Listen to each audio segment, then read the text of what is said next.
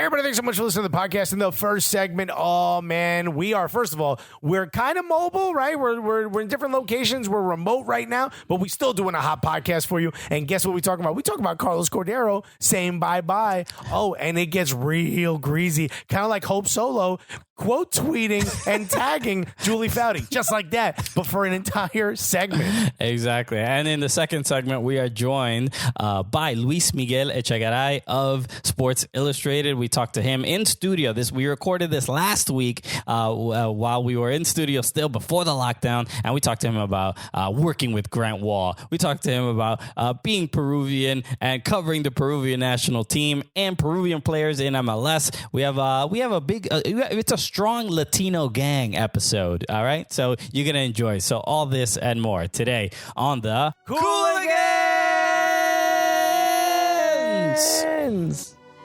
Ni no me dices. The Cooligans rompen como James Rodríguez. You better tune up. Apúntense. That's it. We don't need another one. That was perfect.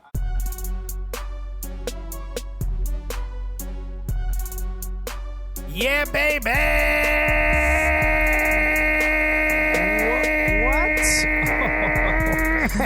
Whoa, look at I'm fucking around. Yeah, a little cause for concern. Your boy's dying. Little cause for concern. I'm glad we are, quarantined at the moment, because otherwise, if you were next to me, I would be running out of the room, Alexis. Oh, buddy, I'm self-quarantining. They said, we need everyone to go home. I say, no problem. I've been there the whole time. I've been begging people to get the fuck out of my way for years.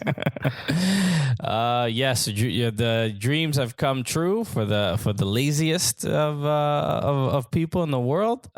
So this is it. This is what we've been waiting for. For those of us who know how to drive, this is a godsend. Right now, I know we're not supposed to be out there, but I'm just cruising around New York City, completely unabated.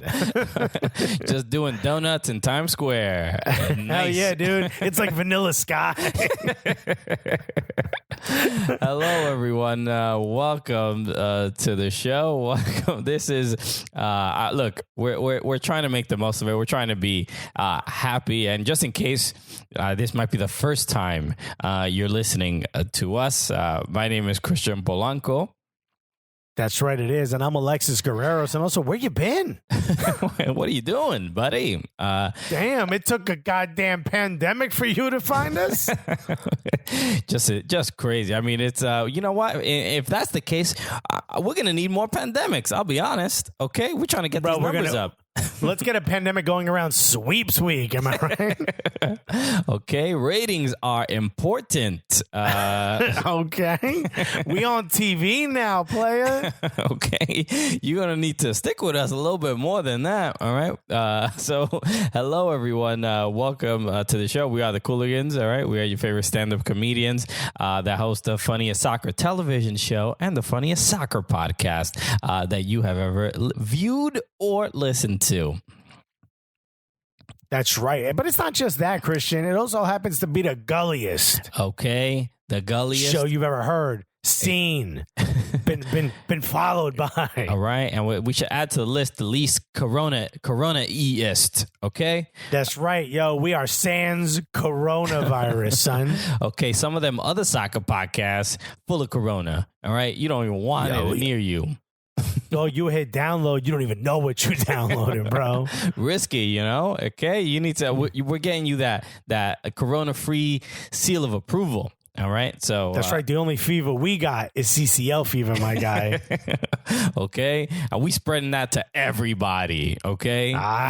You get a little and you get a little. I'm contagious, son. Okay. So just to lay the groundwork of what's going on for, to a couple people who may not know what's going on. So what you're listening to right now is the Cooligans podcast. And this is not aired on television. We taped one episode, 1 hour of our show. It was essentially 48 minutes with our guest that's on the podcast today, Luis Miguel Echegaray of Sports Illustrated. But we only taped one episode, so we're doing this podcast for our podcast fans. People still appreciate the podcast, so this is something that you are getting exclusively on the podcast, and that is not on the television show. But you can still watch the episodes on Tuesdays and Thursdays on Fubo Sports. So make sure you do that, because especially this Thursday is going to be an episode that will not be a podcast, or at least the majority of it which is a lot of footage from the stuff we did in Costa Rica. So that there's a lot of food stuff. So you kind of need to see what we're talking about and eating. And we had a bunch of great Costa Rican food, a lot of plantains. So that all that stuff is going to be on television. So make sure you watch that on Thursday at 8 p.m. on Fubo Sports Network. So, so I just wanted to get that stuff out of the way so people understand exactly what's going on. So, you have no idea how confused people are that Christian's the one talking about food right now. Okay.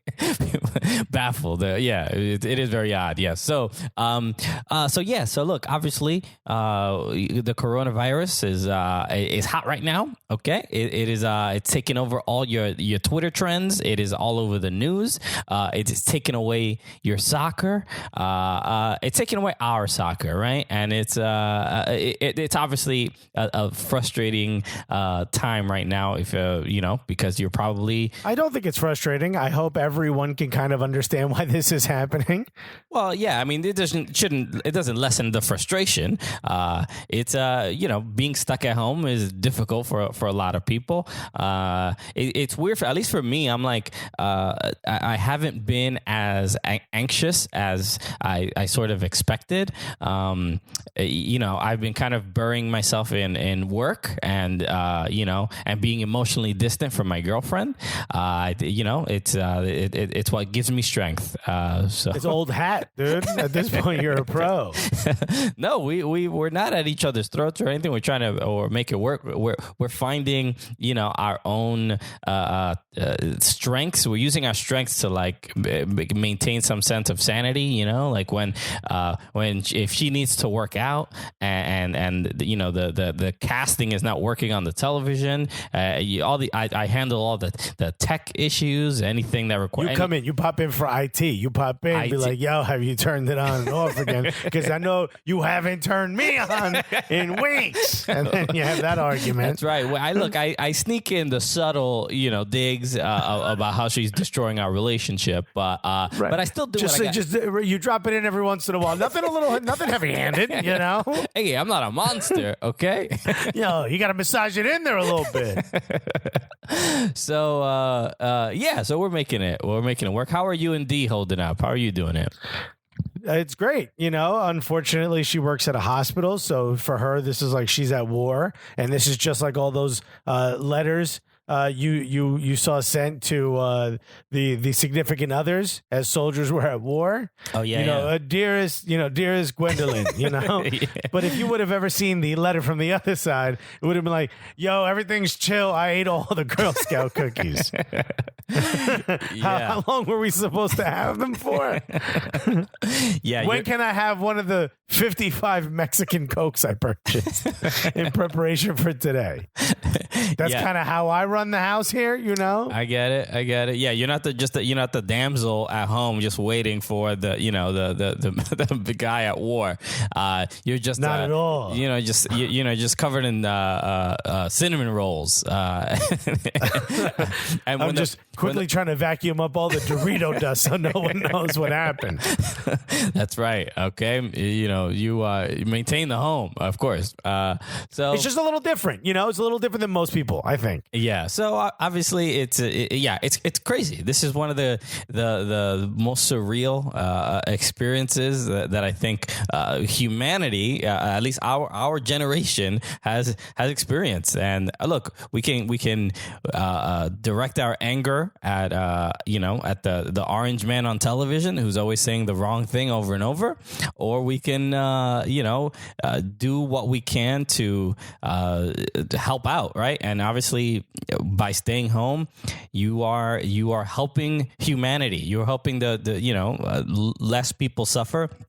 And now that, we're seeing more of it now. I mean, like, I think just a couple weeks ago when all the stuff was going on in China and then even Italy, you might read an article and see that it said, what's going on and like the coronavirus and whatever, but it all felt so distant.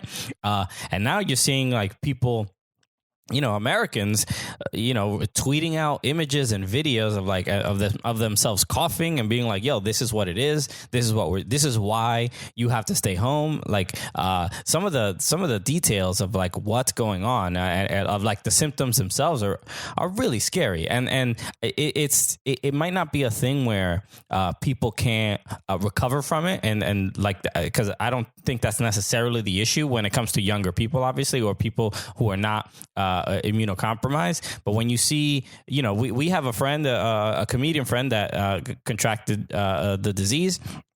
And hearing him kind of describe what's going on, it's scary, and it's just like a painful respiratory infection that that's debilitating. So when you hear stuff like that, you're like, all right, I gotta do what I gotta do. I gotta stay home. Make sure you don't contract the disease. Make sure you don't share it. And especially because we're talking about Noah, whose wife is pregnant. Oh, I didn't know Alyssa was pregnant. Yeah, Noah Savage. Yeah. He's a comedian in New York, and Alyssa Wolf is his wife. I didn't even know that she was pregnant. So obviously, all this stuff is scary, man. And you don't want anyone to suffer. And and Noah's like, how old is Noah? He's probably like 35. He's not even that old. He played professional basketball in Europe for a little bit. Like, right? He's he's probably not in the best shape in the world now, but yeah, but it could get anybody. He's just one of those people that, it could happen to anyone. I mean, I don't know exactly what he does for a living. He's not as active a stand-up. He still is, but not as active as he was before. He was doing it full-time before. Yeah.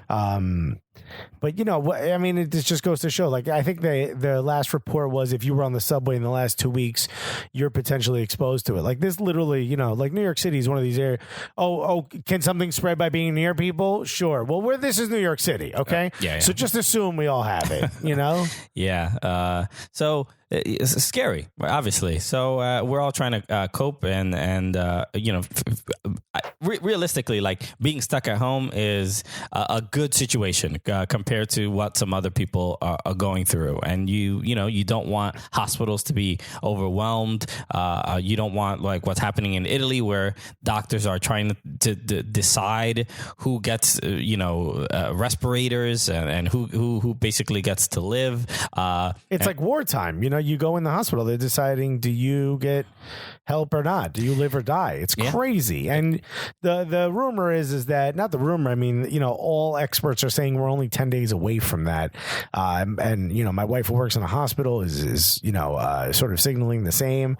All of this is this isn't going to go away soon, and how it's impacted soccer, needless to say, is the 10th out of 10 things on the list to worry about. But that is who we are. This is what this show is for. Luckily we have a fan base that's sort of become accustomed to us going off script and not talking about soccer for long periods of time. So we may need to lean on that in the next few weeks, because what we don't want to do is stop giving you guys content. We haven't missed a Wednesday since we started, and we don't want to do that now. This is going to be a sort of a living, breathing document, as we used to say in the corporate world. Like, these things can change, but our plan is right now, and we've had meetings with the network over Skype. Our plan is to continue to do the show. We're trying to find ways to do it remotely. Christian is living in New Jersey. I'm living here in New York City. There's not a way where we can do it in the same room. So we're going to try to find a way to do it remotely in the next couple of weeks. But we just want you to know that we love you. We want you to stay safe. We want you to be healthy. We want you to not go outside. Don't make other people sick, even if you're carrying it. And, just try to be like a good citizen right now. That's all we can hope for, because like you said, the orange dude on TV, my man ain't helping us. You know what I mean? Yeah. Like we're dead ass on our own. So, the governor of New York State just said that they brokered a deal with a testing facility to get up to 5,000 tests per day. So that's going to help out the city a lot. And I hope that the cities that all of you guys are in are either seeing what we're going through, seeing what Italy's going through, and preparing, or you're doing it yourself, because get ready. Exactly. So and like Alexis mentioned, we have not missed a Wednesday in nearly 5 years, and a little pandemic is not going to stop us from being consistent. We're going to if Christian can find high-speed internet in the slums, I hope you're not offended by that, of Dominican Republic, in the hood of the DR. If I can be in a castle in Ireland and convince them to give me the Wi-Fi password for the high-speed Wi-Fi they use versus the garbage they give me, then I promise you we can continue to do this. Even if I were to end up somehow getting sick, and I'm not even saying with Corona, just somehow, we will still find a way to do this. I promise you that. That is my promise to you. At the very least, we'll exhaust all options. Exactly. So, there's still a ton going on in soccer that we clearly have to get to. And I think we should probably start. Should we start with Carlos Cordeiro? Who? The former president and now works for Breitbart, if I'm not mistaken. People are saying it like Mike Jones. Who? Mike Jones. Who? Mike Jones. Who? Carlos. Imagine he just starts rapping out his phone number. Oh, the text he would get. I jokingly said he's going to get a job at Breitbart. I don't think, all jokes aside, I don't think this is the situation. You're the president, right? And we're talking about the president of U.S. Soccer. You won the election, right? No one heard from you during the election. You decided to go straight to the people that were going to vote for you versus the court of public opinion, which was the mistake that Carl Martino made. You get the vote. Everyone's like, nah, he's just the same as. You think that was Martino's mistake? He didn't politic well enough? Yeah. Okay. He spent the time trying to earn the court of public. He came on our show to talk about it. Bro, you and I ain't got no vote. Our fans ain't got no vote. You know what I mean? Sure. I love the guy. I don't know how much sway we have on the election, but I get it. Like Eric Winalda, right? He had money behind him, but he didn't go to the people that were going to vote. Meanwhile, they're having like secret dinners at Scaletta, remember? And that guy from Jersey's like, hey, I'm voting for the girl. Remember that guy? That idiot? Yeah. I can't believe he's in charge of people. Anyway, that Carlos Cordeiro did all that. He was a smart. I still think I can't remember her name now, but I still think she was a sort of Manchurian candidate. Put there to sort of upset people and keep the focus away from what's really happening, which is Carlos Cordeiro going out there shaking hands, kissing babies. They're like, please stop kissing my baby. The baby doesn't have a vote, and he's like, this is what I'm supposed to do. Okay. And I think in the end, what happened is everyone's like, oh, he's the same as the other one. Okay, but here's the thing. If you're the president, you got to take the fall when something terrible happens. This was one of the things where you constantly see, and this is one of the things with American soccer, especially U.S. soccer. Like, we love U.S. soccer, right? Like, we love the opportunities that they're giving kids across the country. And we're loving, we love both of the squads, the men's and the women's national team, the youth clubs, the players, everyone. But when people have a complaint about it is that like, you can't really say nothing, right? Because like, you don't want them to get mad at you. And it's bad when everyone comes out and is just like, nah, this is trash. And when the documents for the lawsuit came out, and like you said, it sounded like a men's rights blog. When that came out, that was it. Like people were like, we can't stand behind this. And most importantly, Coca-Cola was like, yo, skirt, hold up. Like when the money comes at you, that's when shit changes. And like the rumor was Coca-Cola called him, I think on Tuesday, Wednesday, he's like, but when sugary drinks are telling you you're doing something wrong, you did something really wrong. Coca-Cola's like, dude, we could strip rust off of a nail in 5 seconds, and we're still asking people to drink. But we're concerned about what you're doing to the country. But what you're doing is fucked up. And right now, I want to say that I legitimately have a case of Mexican Coca-Cola. I love Coca-Cola products. We're not here to besmirch the wonderful Coca-Cola products, unless Pepsi wants to pay us, in which case we shooting all the shade, dog. But the truth is like Coca-Cola calls them and like releases a statement saying like, yo, we're all about women's equality and empowerment, and we expect our partners to be the same. And it seemed like minutes later, Carlos Cordeiro was like, hey, completely unrelated to everything else that y'all might have read, I'm deciding to step down.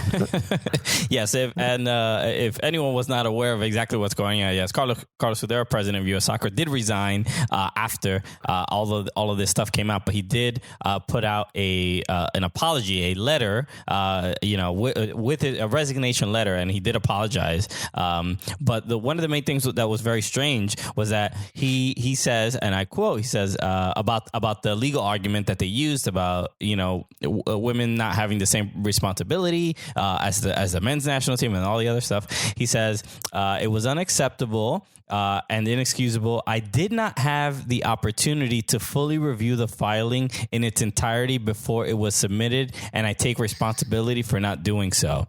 This is ridiculous. I can't believe that, though. This is one of the most ridiculous. You don't have somebody, you don't have an admin, you don't have an intern, someone to say like, hey, the whole world seems to be paying attention to this. Do me a favor. Read this and let me know if anything sounds like it was written in the 20s. Hey, take a quick peek at this because I think you might want to see this.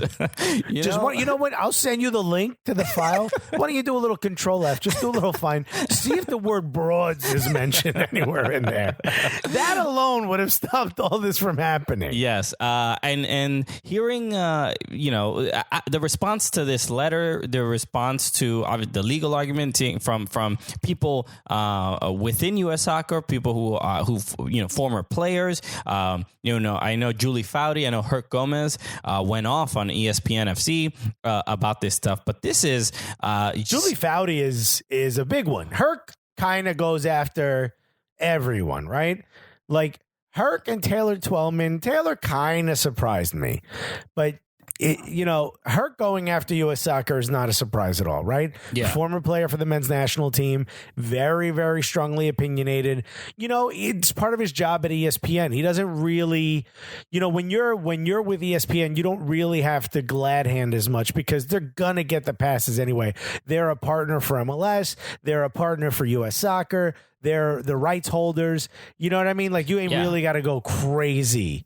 Like, what I mean? To sort of kiss ass. If you're a rights holder for any league, you're paying the money to be able to be like, I'm going to say what I want because I paid for this product to air on my network. So some of you listening, when you came off your parents' family plan for the cell phone, remember how greasy you talked at that Thanksgiving? I don't need to listen to a word you got to say, Mom. Nah, this is trash, Ma. Ain't none of us ever liked your yams. Right? Enough with these trash ass yams. Have you heard of salt? Yeah. Remember how greasy? The whole family's been lying to you for 20 years, Mom. That's right. I can say this. I pay for my own cell phone. Also, is my laundry done? But right? After this, that's kind of like what Herc is like that. Yeah. But Julie Foudy is a big one because remember the rumor was, and then by the way, this all played out on her and Hope Solo's Twitter. The rumor was that Julie Foudy was somehow involved in the players deciding to vote as a block, if I remember correctly. Like Julie Foudy had some sway in getting the players to vote for Carlos Cordeiro. So her coming out and saying that was like a huge, like, at least from, if you're willing to accept that rumor, it was huge. And then Hope Solo decided to dispel the rumor and just straight up say it. Yeah, because in the gulliest way possible. Because Julie Foudy did, after the video came out of her criticizing everything that was going on with U.S. soccer, Hope Solo on Twitter said, be part of the solution, not part of the problem, Julie Foudy. Elections matter. This was always the future when you voted to elect Carlos Cordeiro and maintain the status quo in the 2018 USSF election. And then Julie Foudy comes back and she says, wait, hold on. If you didn't understand what Hope Solo said, let me translate it for you. Yes. You know what? And I forgot this part. This was also part of the tweet. It says, quote, it should be harder to feign anger when you've done U.S. soccer's backroom bidding. End quote. That was from Hope Solo directly to, you know what? I don't know if she's saying that directly to Julie Foudy. I'm going to assume so, but I think she's speaking she everybody quote right tweeted. here. She quote tweeted Julie Foudy. She's like, I want her to see this, but I also want everyone who follows me to see this. So, and if I remember correctly, I think Hope Solo is pregnant at the moment. She's pregnant with twins, bro. With twins, dog. Okay, you gonna catch 6 hands, Julie. you don't want this, bro. Okay, so and then Julie Foudy responded. She quote tweeted Hope Solo, and she goes, "This is fantastic, except that I didn't vote, nor have I ever sat on the Athletes Council. Don't belittle the great work these players do on that council either. It's not on their backs, and stop saying it is. Point the finger where it should be pointed, at U.S. soccer. Good God." End quote. All right. So, can we analyze this though? Yeah. Okay. Of course. Okay. So here's my question to you. Let's just go from Hope Solo's tweet. Okay. Would you imagine that Hope Solo has enough inside information to trust what she puts?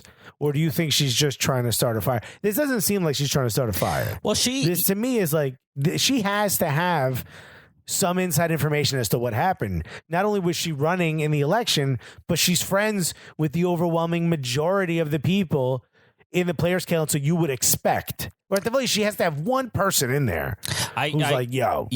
Yeah, like I'm sure there is, right? I'm sure she has some connection to the Athletes Council. I'm sure, obviously, she ran for president of U.S. Soccer, so she had to interact with the Athletes Council regularly, most likely. I also think Julie Foudy probably has a lot of connections to the Athletes Council as well, but I don't know. But you know what this is like? This is like. Remember Sheether when Yes. Remy Ma put out all the information about Nicki Minaj? Yes. And then Nicki Minaj just came back and just kind of made fun of her. You know what I mean? Like, she really didn't have any data of her own. She really couldn't defend or back up her own shit. Yeah, she just put like, out like your you career is suck. trash. Yeah, basically you're not as good as me, and that was basically the That's conceit kind of it, what Julie Foudy did, right? Like, she really didn't say anything. She tried to be like, oh, is you calling the Players Council trash? You know what I mean? Like, she tried to like kind of like throw the shade elsewhere and walk away. Yeah, that's fair. I don't know. The only thing she said is that she's never voted, but that wasn't the rumor. She did say vote in the tweet. You know, Hope Solo did say vote. But the rumor is that she was over there kind of like throwing her sway around. You know what I mean? So I looked into this more of like how, like, you know, we were, you know, covering. Is this what you were doing instead of being emotionally attached to your girlfriend? Pretty much. Hold on, I got to look up an election that happened years ago. But I was interested because we covered, you know, obviously we had Kyle Martino on the show when he was running for president of U.S. Soccer. So we were like kind of enveloped in this information a lot more than we are now. But I feel like we were a part of the election. Sure. Yeah. I mean, I voted for Cordeiro. Did you? Anyway. Yeah. Well, Julie Foudy made me. She had a knife in my back. What was I supposed to do? Hey, yo, should we run for the next one? Okay. So the main, so I was looking into it more, and obviously, so what? It's interesting because as soon as Cordeiro resigned, as soon as the legal arguments came out, everybody, everybody was very publicly, and Grant Wall put out a tweet. I think he might have been one of the first people that I saw that said Carlos Cordeiro has to resign. This is unforgivable. You cannot get forward. You can't, in any negotiation, you're not going to be able to move forward with anyone who would put out and defend this kind of argument. And then so I was thinking when we were covering the U.S. soccer election, we were wondering when Carlos Cordeiro won, we were like, how? Like, what is it? He is not a personality. He is not someone that people were like energized. He has no personality. He has no personality. It's incredible. The motherfucker. And I mean this in the nicest way possible. Sat through every Women's World Cup match. Sat through a political a PR barrage of Megan Rapinoe's name, and then at the award ceremony called her Megan Rapinoe, which is no one would ever He might be the only person who does not know her name, which is crazy. Ever. Like if her name was in the famous Key and Peele sketch where like AA run, they would have been like, nah, man, you can only say Rapinoe. Like, what am I supposed to do? 100%. You know what I mean? Yes. We were baffled at like how he won, so easily. And you had mentioned her name before. Kathy Carter was really like the one that everybody was like, oh, she's gonna get it because she has like MLS's and Don Garber's like support. And then as soon as that kind of wasn't happening, everybody switched over to Carlos Cordeiro because he was like the next closest candidate. So you start seeing like that, and these were the rumors, right? That the reason the Athletes Council voted for Cordeiro in the first place was because the overwhelming influence from the other councils, right? And like obviously like the Executive Council is the other big one. I should get the council's names correctly. That might not be right, but the main thing is that like obviously MLS and Don Garber, because he sits on he's one of the heads of Soccer United marketing, that they can influence the athletes very very like intentionally. They could either like whether it's with jobs in soccer, jobs in media, so or just like the old school, like, oh, what nice knees you have. It would be a real shame. So it just feels like the Athletes Council can't really make a decision on their own without fear of being penalized in some way by here's the thing though, it's because of the amount of money. It's because of the amount of money they make. If this was the NFL, they'd be like, I don't need no job. You know what I mean? Yeah. Like, I'm a millionaire. Yeah. If this was the NBA, they'd be like, I don't need no job. You know what I mean? Like in MLS or American soccer, that era is starting to kind of end a little bit. But, for the most part, as these players sort of get out, they have to figure out what to do next. We've talked about players, retiring from the league and then having to go get 9-to-5 jobs after playing 15, 16 years, whatever it is, 10 years as a professional soccer player. You don't have enough to retire off of that, which, you would assume in most other sports in this country you would. So they sort of have this, hey, well, now you're a part of the system. You're no longer a player. Hey, you're a part of the machine now. You got to vote the way we vote. You got to, you know what I mean? Like, talk the way we talk. And we've had conversations with people who were players and are now trying to get jobs. And they've been pretty open about like, yeah, I can't talk as openly as I used to before. And, which is, no different than any other corporate job. You can't work for IBM and just go on podcasts and be like, yo, IBM is trash, dog. Yeah. It's a little, Carlos Cordeiro's resignation is shining a light on a lot of this stuff. Obviously, Julie Foudy and Hope Solo arguing with each other is, you kind of want to see this because it explains, again, how soccer works and how U.S. soccer why are we in the position that we're in? Why is U.S. soccer fighting with the women the way they are? Why didn't the U.S. men make it to the World Cup? Like, there's so many problems. There's so much infighting. There are people who do not agree on how soccer should be run, and there's clearly a ton of money and influence, and it's difficult to you can't. It's difficult to have progressive movements within U.S. soccer, just like what's going on. Bernie's struggling, right? It feels like everything that you see amongst your peers, maybe younger people, it feels like, yo, the energy is wild for Bernie. We're trying to get Medicare for all. We're trying to do all these things, but as soon as when it comes down to vote, it's like, nah, the people that really, a strong, I don't want to say majority, but a strong contingent of constituents that are just like, nah, I don't want to rock the boat. I want things to be all right. I don't want anybody mad at me. I don't want to make any big changes. That is really what feels like that moderate approach to either elections in society is strong, and it's difficult to combat that.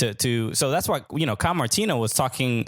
He introduced his plan to have pro rel by 2030 and all these other things. That when you're on Twitter, it feels like everybody's talking about it and everybody wants it, but the people who are not saying anything, those are the people that are like, nah, man, I'm good with how things are. I don't want to rock this boat. So I kind of, I show a little bit of, I can't show compassion for what was in that those trial documents. That's the court filings. That's absolute trash.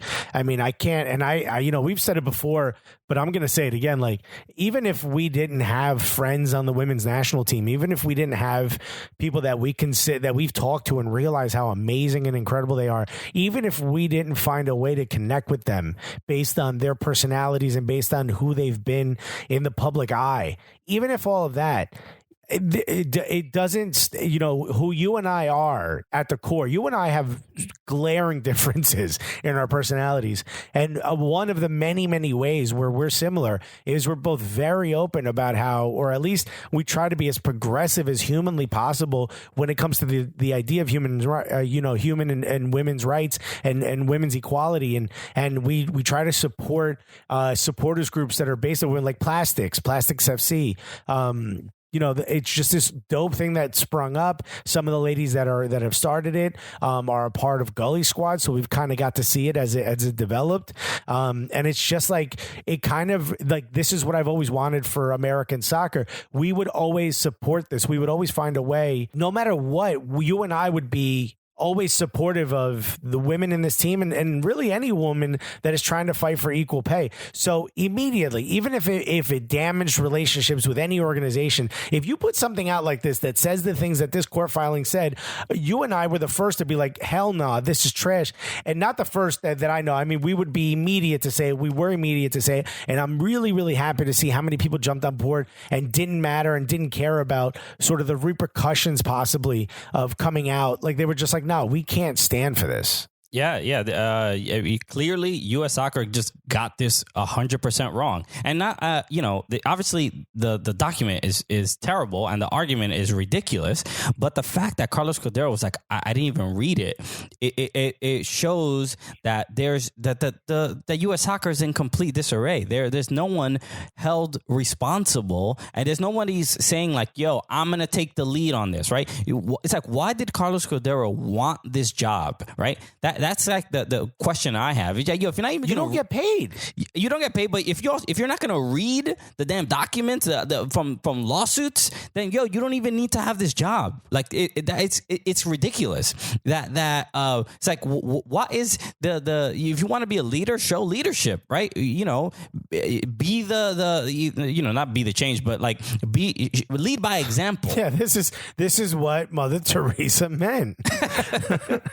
It's like, you want to be a leader, lead by example, and no, it doesn't. Maybe it's look, and this is another issue with, and Kyle Martino brought this up as well. Like, the president of U.S. soccer should probably be getting paid. There should be a salary, because if you're not getting paid, then look, it opens the opportunity for like, all right, well, how am I going to make my money? well, what am I going to do exactly? He's like, they're not doing it for charity. Like, we're not stupid. It's not. I mean, look, not getting paid or getting paid a little bit is a recipe for disaster. And we've seen that. It's another form of control, but it sort of gives an opportunity to, in this case, it gives an opportunity, I think, to either find someone who's like ultimately altruistic and just cares about the state of U.S. soccer and there's other, like, the president really just delegates. Now that there's GMs and other stuff, the president doesn't really do much besides, I guess, just keep and maintain a relationship with the partners and make sure that money's coming in. But if they were to get paid, let's say they would get whatever it is, $500,000 a year, that's a significant amount of money for someone who was previously employed by an American soccer club or worked in American soccer. And that's something where they're going to take their job very seriously. Carlos Cordeiro, he was a former finance guy, I think Goldman Sachs, if I'm not mistaken. Yeah. What does that dude try? Why does he care? Yeah, I mean, look, there's the rumor was he didn't even like soccer. Remember that? That's right. Well, he mentioned it when I think in his acceptance speech because he was the vice president. Sunil Gulati brought him on board, and he was like, who would have thunk? 10 years ago, I didn't even watch soccer, and it's just like, yo, bro, this isn't the you're not stirring up a bunch of confidence in everybody right now by saying things like that. And bro, this isn't a valedictorian speech. And realistically, I think a lot of people, I'm comfortable saying this. I'm like, yo, Carlos Cordeiro, I don't think you genuinely care about soccer. I don't think you care about soccer in this country. I think that, he probably wanted to have this role, be in this position of power, either make money somewhere, hook up his homies, whatever. I don't know. Like U.S. Can I give you my Alexis conspiracy theory? Go for it. All right. So Sunil Gulati is the finance professor at Columbia University, right? Okay. Carlos Cordeiro is Colombian. Okay, so there ties those two together. No, I'm joking. Here's my actual conspiracy theory. I love how you just sat back like, all right, we got to listen to this for 5 minutes. Okay, he was cooking the books. I get it. Keep going.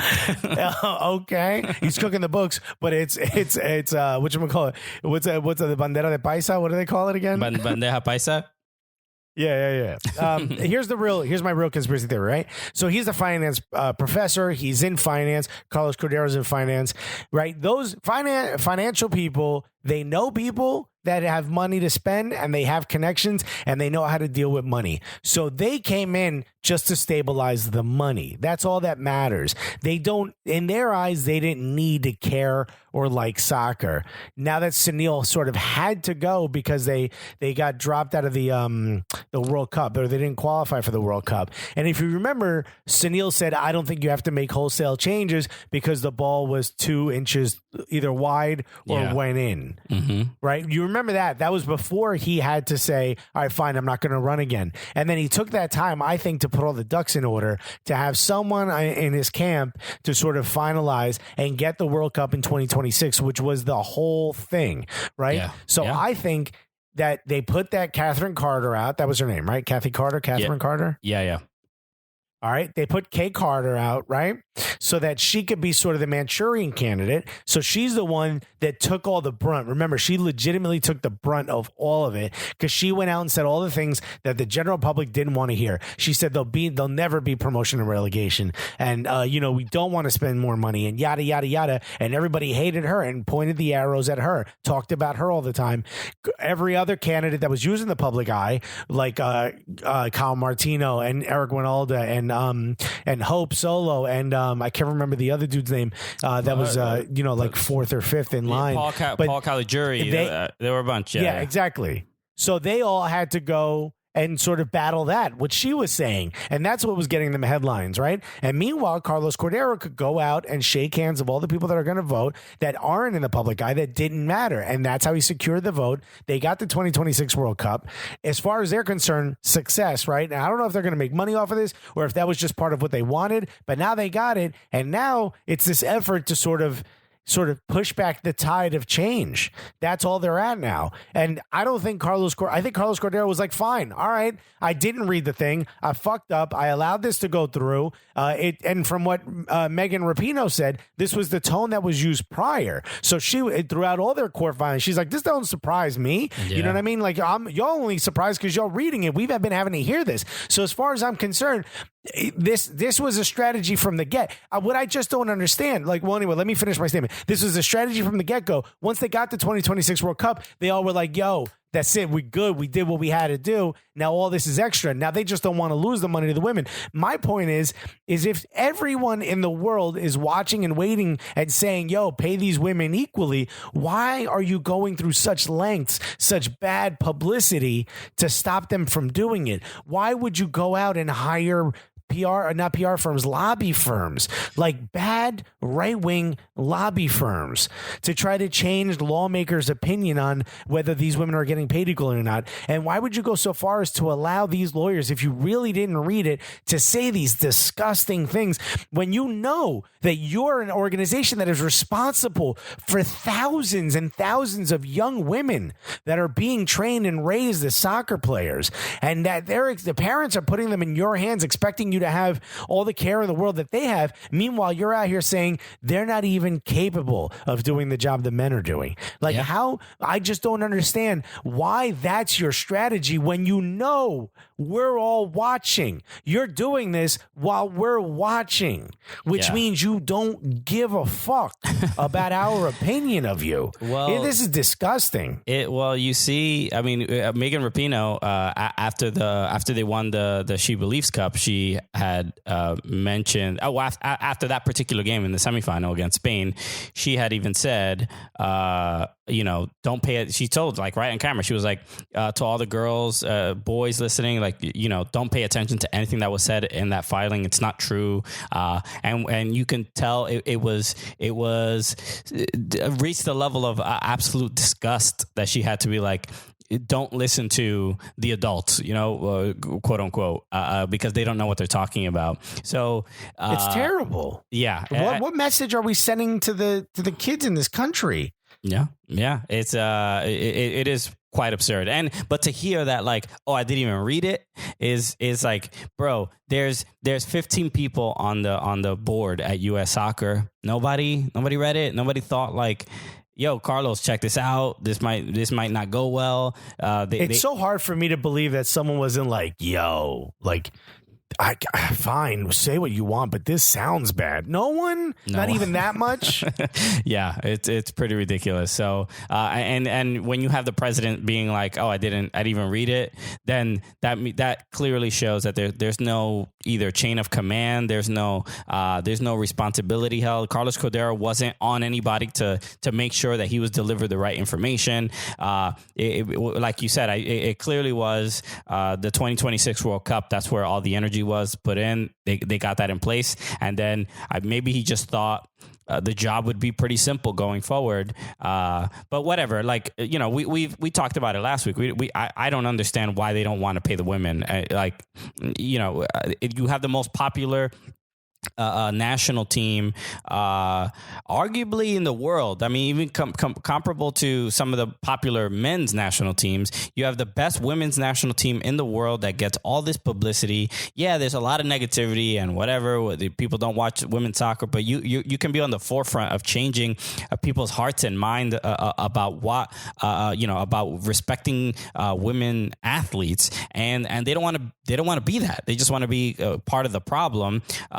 So whatever, it's all absurd. A couple of interesting points about this. I saw Grant Wall had tweeted this. Because Carlos Cordeiro resigns, now Sunil Gulati is no longer sits in as part of U.S. Soccer either meetings and things like that. Like, so what always happens is that the previous president stays involved for, like, I'm sure for guidance or for part of that transition. And now Sunil Gulati is because he left, because Cordeiro resigned, he is now cut out from that.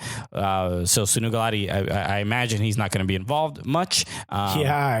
That's all. That's my. That's my. Maybe. Who knows? statement. Who knows? But those are the quote unquote rules. So now Vice President Cindy Parlow Cone, who played for the women's national team. I believe she was on the '99 team, if I'm not mistaken. She did win a World Cup as well. We actually saw her get inducted to the U.S. Soccer Hall of Fame when we went to the U.S. Soccer Hall of Fame opening out in Dallas. That's where we did all the FC Dallas interviews and stuff like that. We were there for that as well. I think we met her very briefly. So now the lasers are pointed right at her. Everybody's gonna be like, "Yo, what are you gonna do?" So as of initially, it seems like there's sort of like a lot of positive vibes about her being the president from a lot of people that weren't so positive about Carlos Cordeiro even before that court filing came out. So, I mean, look, I don't know, and I don't think you know, but we can hope. I think the hope is maybe this is better, Maybe, but she doesn't receive any less of the blame that Carlos Cordeiro had. She's the vice president. Did you read it? You're a former player. I don't think anyone's asked that question yet, but I think if I'm not mistaken, I think she might have even said I wasn't comfortable with what I read, and I don't know if she read it beforehand, but as far as I'm concerned, if I remember that correctly, I apologize if I'm misspeaking. It's a kind of a thing I do sometimes, but I think if I recall correctly, she had said she was not comfortable with what she read, and if she would have had a chance to read it beforehand, somebody involved, there was a woman involved who said that, and I believe it was her. And if that's the case, I'm willing to give her the benefit of the doubt. But that starts from now. You're a woman now who's the president of U.S. Soccer. And now you're going up against the U.S. women's national team. Your former team. So, your own former team. And, all I would ask is picture what you're saying in these court files if you were saying them to a 12-year-old girl who plays soccer in an academy system or in the national team, so like a ODP, and her goal in life is to play for the women's national team. Imagine if you said to her that even if you make it all this way and win a World Cup and win multiple World Cups and become superstars and heroes for boys and girls all over the world and role models, you're still should not get paid as much as a men's team that can't make it into the fucking World Cup. Think about that, because that's exactly what you're saying. Because I'll tell you this, my sister's, in her late 30s and my mother's in her, I ain't gonna say, but if you said to them that, you would get beat down so viciously. The doctors would be like, the chocolate is too far into your ass. We can't remove it. Yeah. So so people know, make sure we've had her on the show a couple times, but Meg Linehan of The Athletic has been covering this very intensely and has all the details. Just her Twitter feed alone has a ton of the information that we're either referring to and for new developments. So make sure you do that. And by the way, Meg Linehan voted one of my favorite people in soccer. So it was a tough vote, but she's one of my favorites. Okay, when did this election happen? Okay, Alexis, I didn't know. Yeah, the results just came in. Christian, okay. I'm so sorry you didn't make it. No, I'm joking. Yeah, you have your favorite person soccer results right next to your COVID-19 results. So pretty cool. Exactly. Both arrived at the same time. But Cindy Parlow Cone also, who is right now, the acting, the interim, acting or interim, I don't know. So what's going to happen is that there's going to be at next year's general meetings, there will be another vote for who gets to continue on for the rest of the U.S. soccer term, right? So 2018 is when Cordeiro won.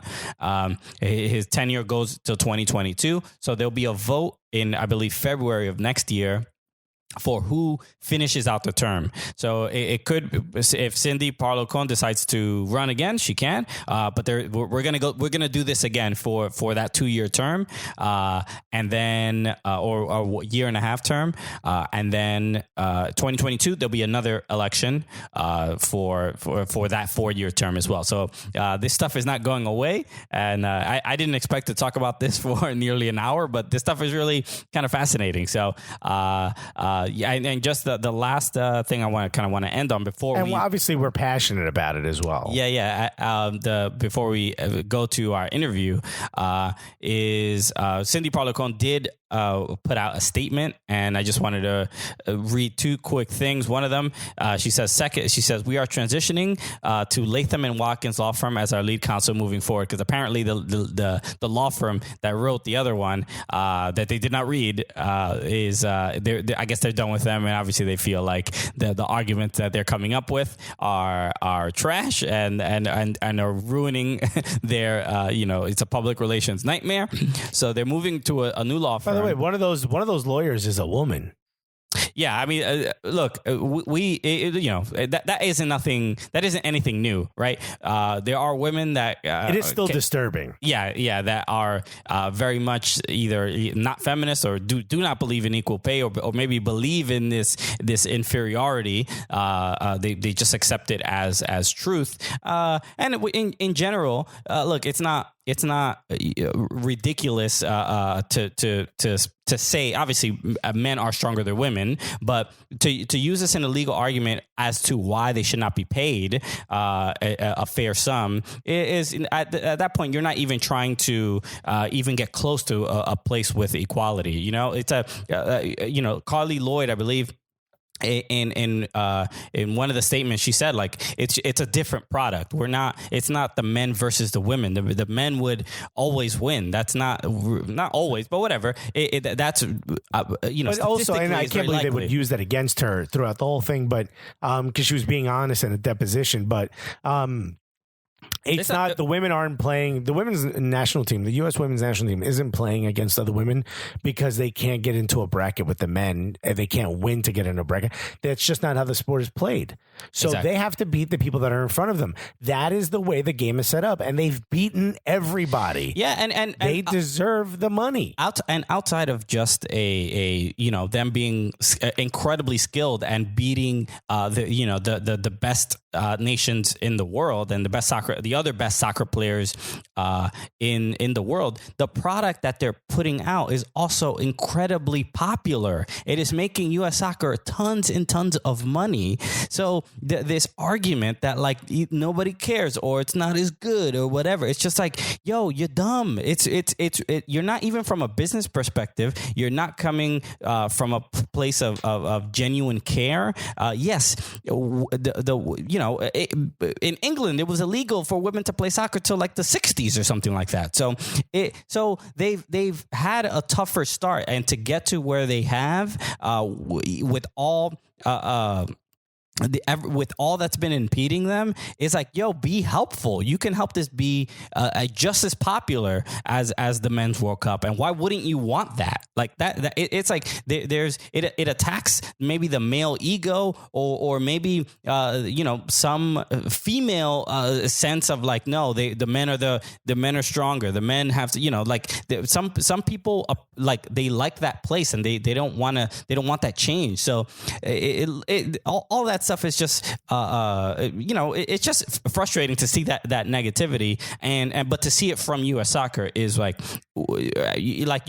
that's when it gets like, yo, like institution from an institution, the institution itself, you're hearing that kind of stuff, and it's like we can't even get anywhere. We're that is the frustrating part, at least for me. But the other thing I wanted to mention was about Cindy Parlo-Cone mentioning, she goes, finally, we are going to do a comprehensive review of our internal process to better understand how this breakdown occurred and how it can be avoided in the future. I expect that review to be completed shortly. So it's like, is this day one of the job? Like now you're trying to understand why, how it's like, here's your office. I don't know if you noticed your office is on fire.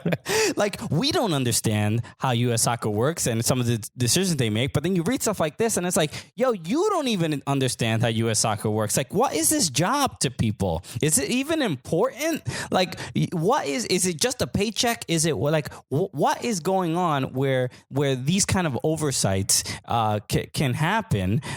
Look, my hope is that Cindy Parlo-Cone is just like, yo, let's end this lawsuit. Let's negotiate. Let's find some fair meeting ground. Maybe she couldn't, I don't know what conversation she had with Carlos Cordeiro.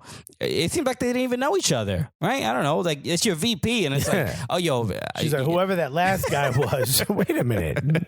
Y'all didn't work together? Exactly. So look, hopefully there's some changes and things like that. But, man, she is going to deal with a lot of criticism, and rightly so. She should. Well, if she doesn't do a great job, we talked about this. I think we should announce it.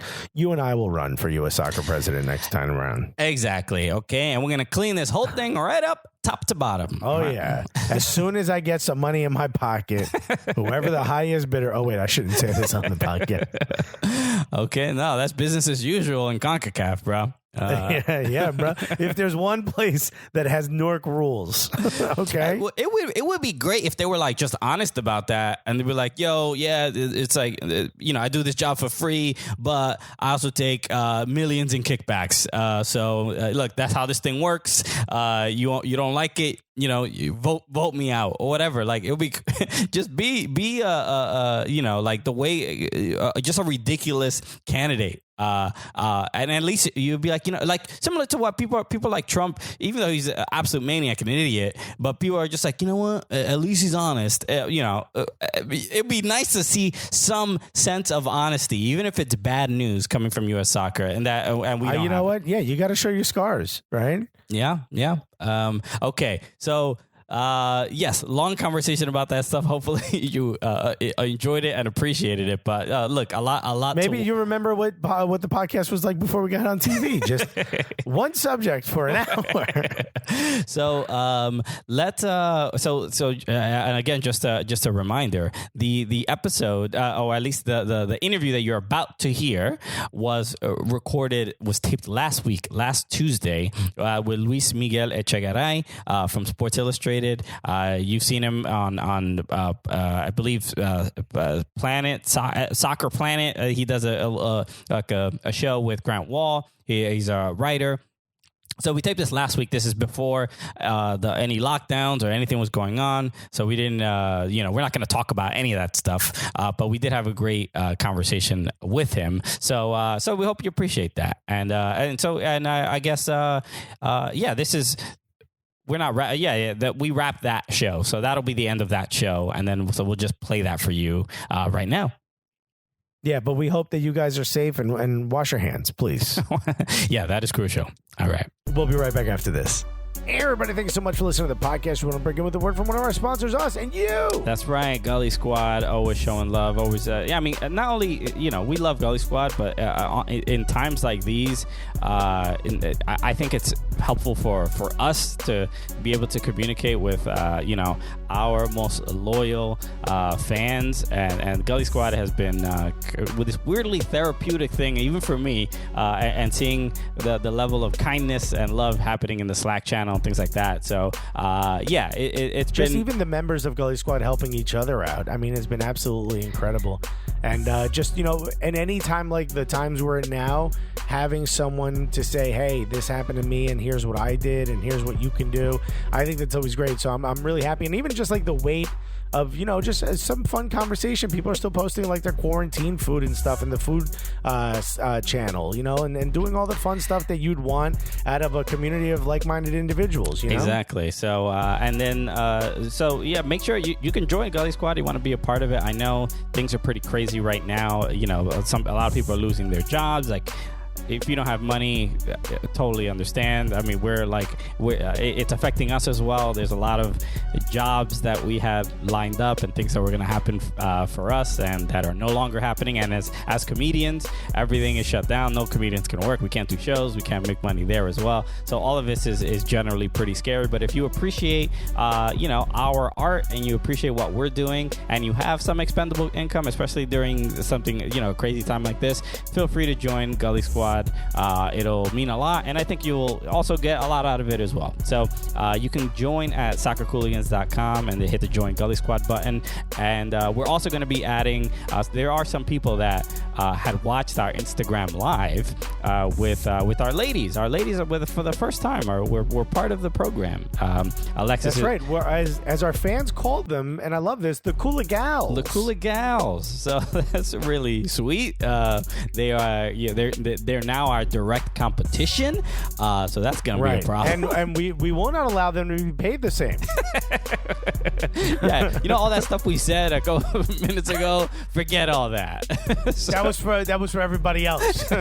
Yes, but no, man. It was really cool. We did an Instagram Live, so that video is available to our Gully Squad members right now. And if you'd like to watch that, you can join Gully Squad. It was really, really fun. You'll meet Alexis's wife. You meet my girlfriend, and Alexis. And you'll see that I did not exaggerate at all. I mean, they were on for possibly 20 minutes, and that entire 20 minutes was all three other members of that live roasting me for being, I don't know, an eccentric person, I'll say.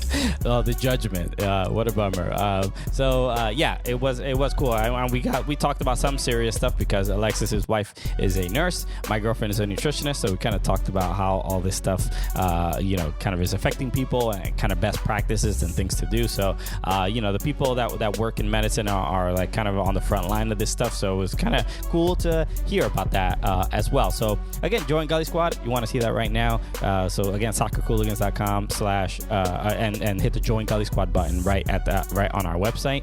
And it's at the top, it's at the bottom, it's everywhere. Just click on the Join Gully Squad button, or you could go to soccercooligans.com/ Gully Squad, GULLYSQUAD, if you want to type it all out. If not, just go to soccercooligans.com and click on the Join Gully Squad button. There's multiple levels. Any level you get, you're going to be able to get into our Slack channel, and you're gonna it's just that you would be helping us out, and it means the world to us. Exactly. Okay, so yeah, with that said, all the best to you, and if with any struggles, we're here to help each other out. So again, join Gully Squad, and we'll see you in the Slack channel. Yeah, baby. Yes. Okay, Alexis is like a CD just skipped. There was a bit of a remix there. It's my fault. Wicked Cooligans.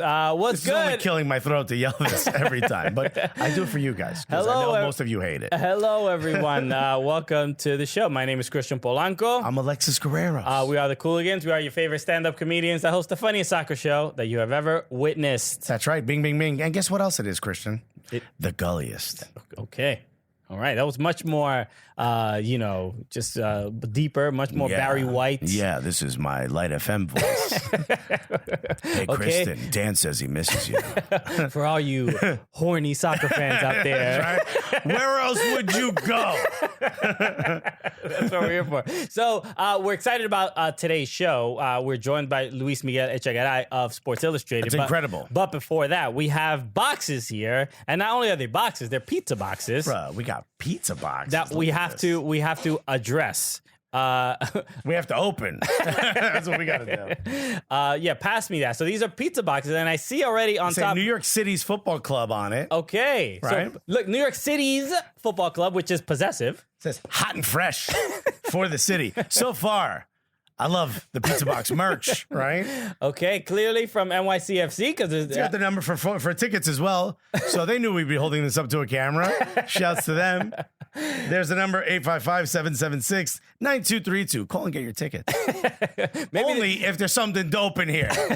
So yeah, very dependent whether you call or not. Okay. What? Oh boy. Hold on a second. I got to read something. So we already know this is a mistake. Hi, Alexis. New York City didn't get labeled the greatest in the world by accident. And as an influential member of the city, No one's ever called me that. Normally, it's just like, yo, get out of my way. You know that better than anyone else. Here at NYCFC, we know that too. Inside the custom pizza box is swag, so you can rep New York City's football club. We're just getting started on expanding our footprint and relevance in the greatest city in the world, and would be honored if you would be a part of it with us. You know I would. You should have gave me free season tickets, to be completely honest, because that's still coming out of my credit card. We would love to host you at one of our games this upcoming season. Please reach out if you're interested, and we will hook you up. Okay. Yeah, I'll take a suite. You know what I mean? We're a city apart from the rest. The city of dreams. Incomparable, unruly, unparalleled, unrelenting. We are undeniable. Yes, you absolutely are. And check this out, Doug. We got the Gotham kit. The new kit. Unbelievable. What? Oh, look at this. Oh. There's Cooligans on the back. Unbelievable. Thank you so much. That is so dope. NYCFC. Yo, this new font is fire, isn't it? Yeah, it is very, very cool. All right, and a scarf. Thank you. Hell yeah, dude. Unbelievable. All right. Look at this. I'll put this here right now. What an honor it is for Luis to see us open gifts to start the show. You know, you may not notice because we're in a two-shot, but the guest is sitting next to us as we receive gifts. And guess what he gets? A nada. It's a little disrespectful, but whatever. This is Cooligans. You're a guest on our show. Okay, so let's now that that's out of the way. Ladies and gentlemen, unless you're driving, put your hands together for the one, the only, the three named Luis Miguel Echegaray. Luis. What is this? That's right. They gave me the text, they gave me the call, come to the Cooligans, and for the first 20 minutes, it's showing up what they got. Yes, and he has a busy schedule. So we took time out of his day. And they told me they were going to be late. Yeah, we took time out of his day. So And I'm Peruvian. I show up on time. I slept overnight outside this building. Yeah, well, we're Cuban and Dominican. We show up 20 minutes after you. Yeah, and you show up the free stuff that you already got. What That's is right. this? Okay. Now get up and sing Guantanamera. No, Guantanamera. I'll do the Peruvian national anthem right now.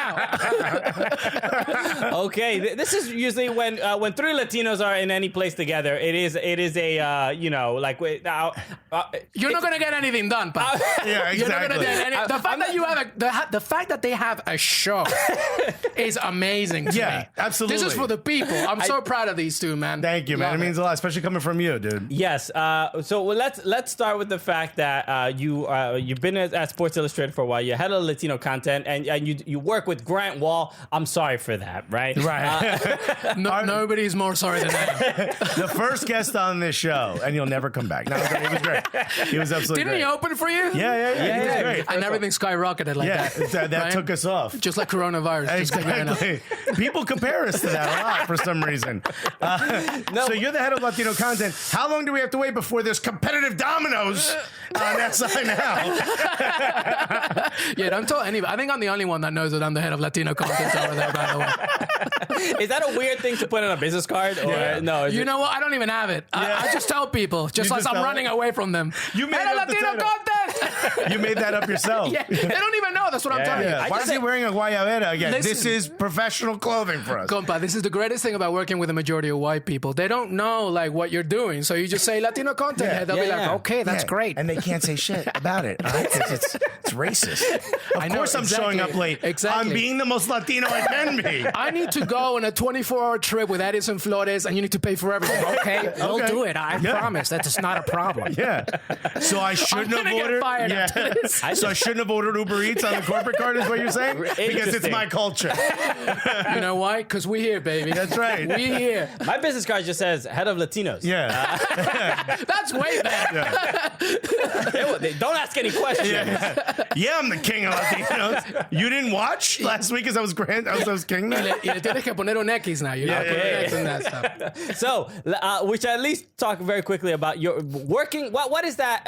Is there a sense of responsibility or a pressure in delivering the soccer news through the lens of for Sports Illustrated viewers and readers through that lens of Latinos and through Peru or whatever?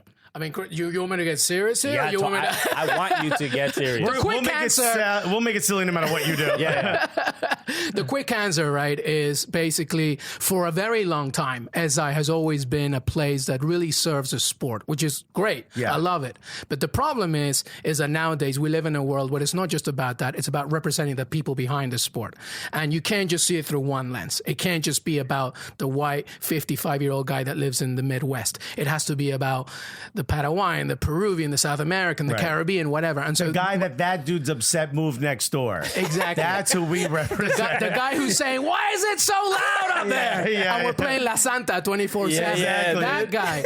And that's who I'm there to represent. Yeah, for sure. Okay. Whether it's something that's a baseball story or an NBA story or soccer, like our main sport, Right. you know, it's about representing. That's it. We're here with Luis Miguel Echegaray, LME, as I'm going to start calling him from now on, That's because fine. it's easier. My wife calls me that, and I can't fight with that. So that's fine. Yeah, my wife calls me something I'm not allowed to say on TV. Yeah, I mean, that's true, too. Yeah, there's some of that. By the way, I don't like this angle, man. It's making me look. Can Buddy, I go like this? do you Can I go really like want to that? have this argument?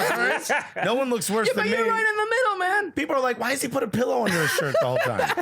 Yeah, that's at home. That's like this. Yeah, that's right, hugging it. Yeah, and then you're hugging it too much, and then it becomes a that's right. problem. You're someone who, as soon as I saw like doing content, I was like, yo, this guy gets it. Because, you know, one of the things that used to upset me when I would watch comedy, sometimes some Spanish comedians would overdo it and be like, constantly have to prove they're Latino. There's a way to be Latino where you're just a Latino dude who happens to live in the U.S. And you're someone who exemplifies that. How did you get to this point? What got you on the road to being someone who is doing content or hosting podcasts and things like that? No, I appreciate you, compa, and right back at you, both of you, really. I mean, to be honest with you, like one of my biggest things has always been, you know, I don't want to preach to the choir.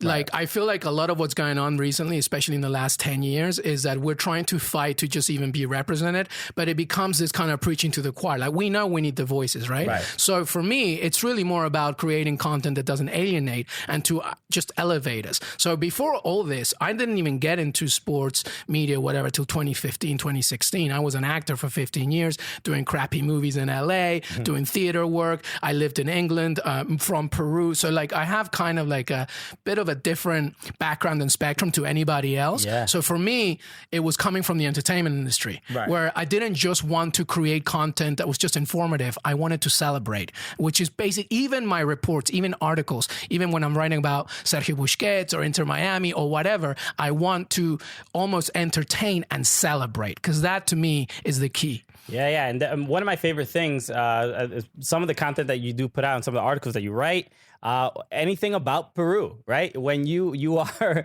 you're Peruvian, and there's something to obviously you have a much more deeper connection when you talk about the Peruvian national team, any Peruvian players.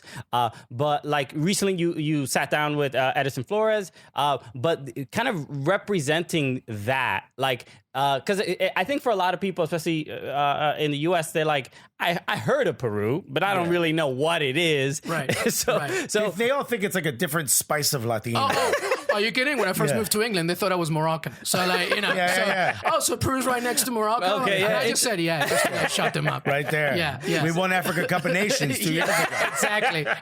We're so good, we win 2 continents. Mo Salah, he plays Peruvian. Yeah. We taught him how. Ahora ya sabes.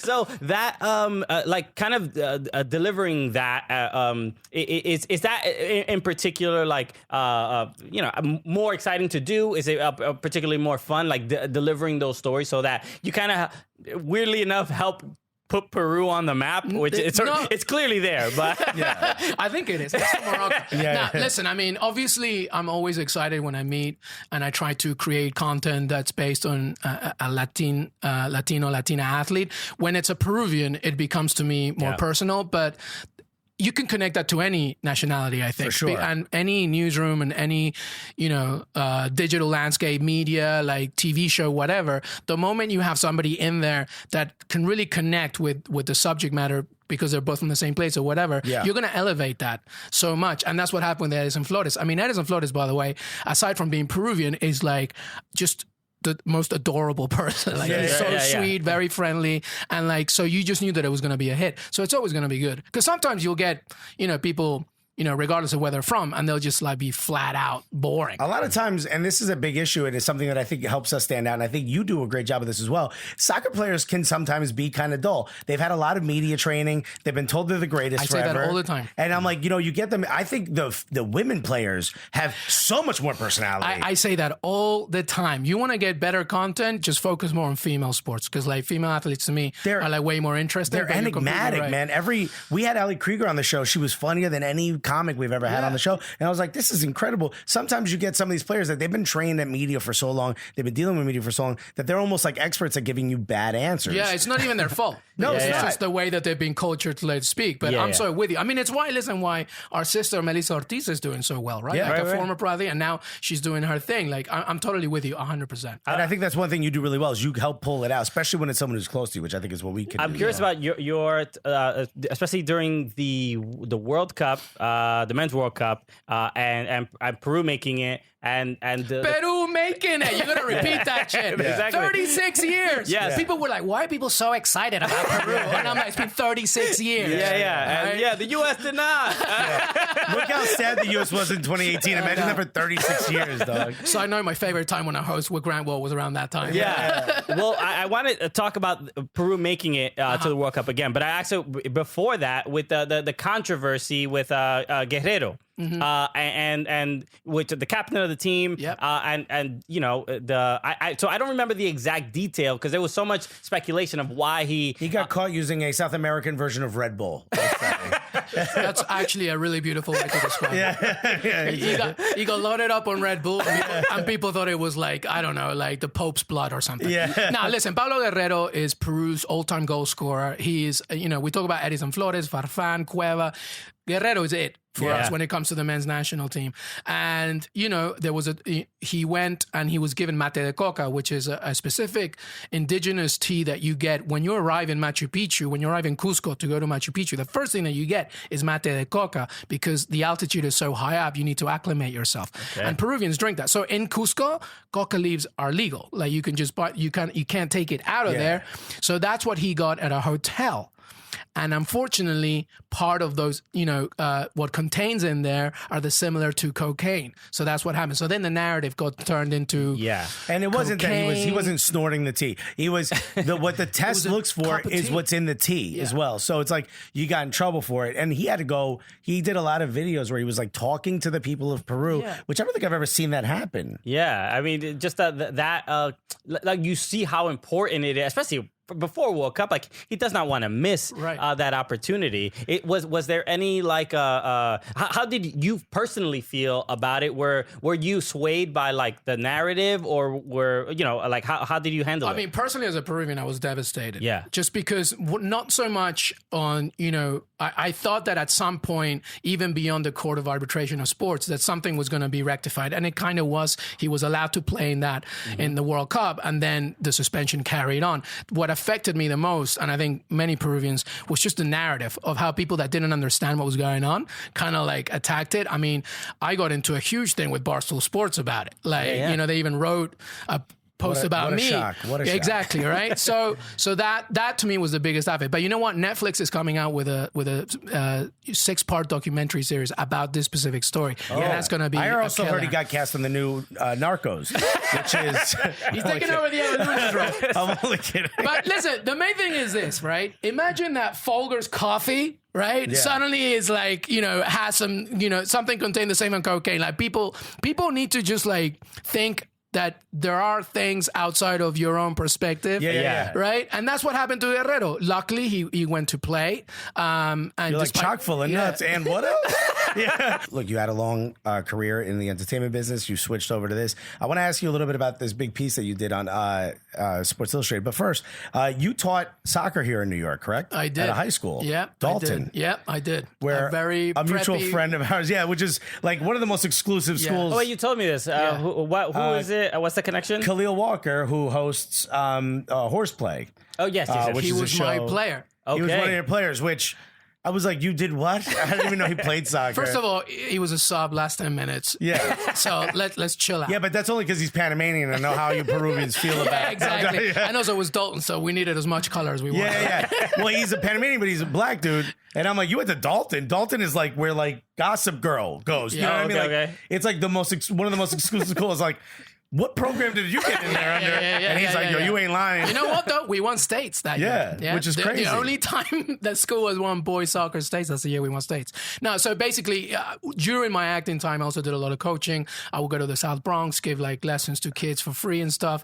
And I had a lot of contacts to coach high school soccer. And one of them was Dalton. And, aside from that, it was just a really good experience just to, learn, how to coach and just the American high school soccer world. And how to put up with even rich though it was people. private. Exactly. You had to learn how to put up with rich people. I know. We finished training and they were just like handing me their dirty clothes as well because I knew You're like, you're Peruvian. Oh, I think I know your cousin. Yeah. She's my nanny. Yeah, exactly. And I'm like, you're probably right. Yeah, you're like, you're hard workers. You're like, oh my God, tell us what else. I said hi. Yeah. But you did this huge piece about something that is connected to me, Miami, inner Miami, not the club, but the city of Miami. Talk a little bit about this piece and what this to me is like. This is the like a big moment in Latino soccer. I know LAFC and LA Galaxy have been a big thing for Mexican American soccer, but for Caribbean and South American soccer, this is a big step because of the amount of South Americans that are now living in Miami. What's this piece about, and sort of what did you get to cover on this? Yeah, you know what, man? And the way that you just phrased that was literally the reason why I wanted to write this. Obviously, we know about Inter Miami and, just how they, just the drama that went behind it, both good and bad, just the hard work. Building anything in Miami is hard, let alone a football stadium, right? So, but to me, I wanted to create a story that basically was telling the story all the way from the fan to the owners. So I wanted to create a full picture because I wanted to do exactly what you just said, which is just like, even though we've had, the Mecca right now, which is in LA, it's heavily Mexican American, whereas Miami is the Mecca of Latin America, most from the Caribbean and South American perspective. Right. And the club is obviously that. Obviously, Rodolfo Pizarro is like the first, key main DP after, Pellegrini and then, Lucas Carranza coming in later, whatever. But this was really a story about the city. Yeah. And I wanted to like talk to everybody, all the way from like the supporter of Vice City, 1896, to David Beckham, Jorge Mas, Paul McDonough, Diego Alonso. Rodolfo Pizarro. I wanted to talk to everybody to really give a full picture of just what it feels for Miami to have soccer once again after Miami Fusion left, of course, and was dissolved. Because I think this is what's important. I think for Caribbean Americans, South Americans, mostly Latino Americans outside of that sort of like Mexican American, Miami is significant to so many people in Latin America. Yep. It's Latin America's New York. Yep. And I don't think people understand. I joke around about it being a Cuban city. We opened the doors to that city to become Latino. It is now infiltrated with a lot of Venezuela. Infiltrated sounds like a bad word. It's luckily Who cares? We'll own that. Under attack by We took over. Right. There are stores that say we speak English. That's how much I love Miami. It's true. I'm not even joking. You're not kidding. No, but you're right. Miami is la capital de Latin America. That to it me, really is. It's really our is. Hollywood. It's our. And I love it. A lot happens in Miami. So for Miami, and I asked Jorge Mas, how does it feel to have a club, knowing Fidel would never let us? And a lot of people were uncomfortable with that question. But to a Cuban, we understand where that question comes from. To a Latino Americano, it's like, yo, we get to do this. We didn't get to do this elsewhere. We couldn't have done this elsewhere. We're doing it here. And for you to write that piece and make sure that all the points are covered, and that's super important, I think means a lot to a lot of people. So I just wanted to say thank you for that because I know how hard that was. No, I appreciate you. And I'm so glad that that's how it resonated because that's really what it was. Because there are better writers than me when it comes to like... Yeah, but Graham Wall could have done that story. He's like, he doesn't know. He's like, yeah, someone else who eats rice. You know what I mean? He doesn't get it. Yeah. So I want to get paid. No, so, but the main component was that because and to me, what came out the most was just when I was talking to the fan, this guy, Christian, who I interviewed for the interview. And he was just saying, listen, I grew up in Argentina. San Lorenzo is my team from Argentina. And I wanted my son to really feel connected to where he lives from a soccer standpoint. Yeah. And thankfully, now that Inter Miami's here. So for all the drama that's going on, and granted, there's a lot, people need to understand that point, which is so important to that city to once again be called a football city. Yeah, that's why I appreciate your work because even for me, I feel like it helps me connect to I'm Dominican. Dominican, I go, like it's difficult to be a Dominican soccer fan, like per se, because you're the concept is like so strange to a lot of people. But even it made Pero me Real Madrid, compa. exactly, Barcelona también, right? Claro. but even What a shock that Dominicans are sneaking in everywhere. Huh?